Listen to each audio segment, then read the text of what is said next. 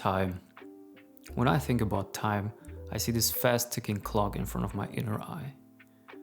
I see empty calendar slots where I can fit appointments or activities in. But is this a healthy way to look at time? Actually, no. When I first read Oliver Bergman's book 4,000 Weeks, I realized how unhealthy my relationship with time management actually was. On his first pages, he writes things like, "Time and life have been separated in most people's minds." Or something like, "Once time is a resource to be used, you start to feel pressure to use it well." And actually that's how I felt and kind of feel about time. For example, sometimes I feel this crazy phenomenon of I know that I need breaks from work to produce better work, more quality work, but often I can't enjoy these breaks and have real breaks because I feel I'm wasting time. Maybe you can relate to that. So in this video, I want to explore how to have a healthy relationship with time. I will share what I learned from this book and how I felt some kind of relief after reading it. So Oliver Burkman describes himself as a former productivity fanatic, inbox zero, full calendars, fancy notebooks, only to win the struggle with time, which he realized he couldn't. You feel you need to dominate or control time if you want to avoid feeling guilty, panicked, or overwhelmed. And one of the biggest reasons, he says, is that we as humans don't accept our limitations because we all have these crazy egos. And we rather engage in avoiding strategies because we want to feel limitless. Instead of simply living life as it unfolds, instead of just being time, as Oliver Bergman writes, it becomes kind of hard to not value any given moment according to its usefulness for some future goal. And when I read this, I actually was kind of relieved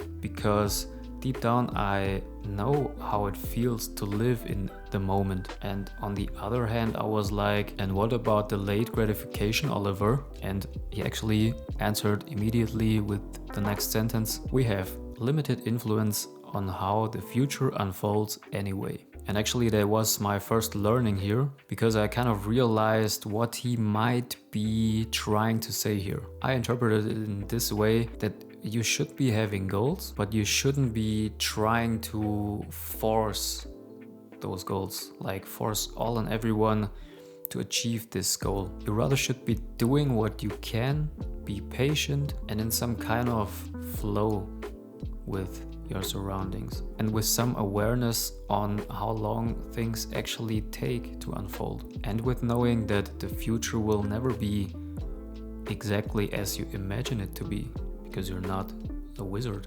I don't know if that makes any sense, but that's how I feel about it. So embracing rather than denying your limitations might lead to more fulfillment than you think. Another very interesting point he describes is the temptation to keep your options open, which is actually just another way to feel in control instead of making these huge irreversible commitments, which you can't know in advance will turn out for the best. And I actually totally agree here, but I think you have to try some options first because you can settle with big commitments. Because if you have certain ideas about life, about you as a person, and you don't at least try to follow these ideas, there will be probably something like regret in the future.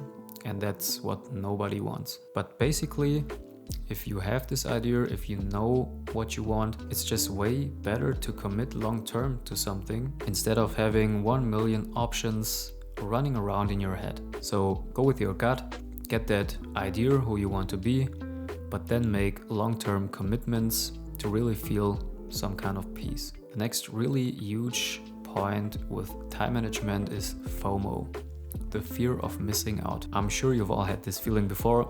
There are some options, but limited amount of time, and you think, should I do this or should I do that, or how can I do all at once? I know that feeling. But that's only until you realize that missing out on something, actually missing out on almost everything, is guaranteed. Because every little decision to take a portion of your time for something is a representation of the sacrifice, all the other things you could have done. Oliver writes here, To willingly make that sacrifice is to take a stand on what matters most to you. Again, figure out what feels best for you and take a stand on what matters to you, and mindfully say no to all the other options. And the last point that really stuck with me is that meaningful productivity means letting things take the time they take. We kind of heard it in my first point, being in some kind of flow with your environment, with your task in front of you. And when I think about it, real productivity doesn't come from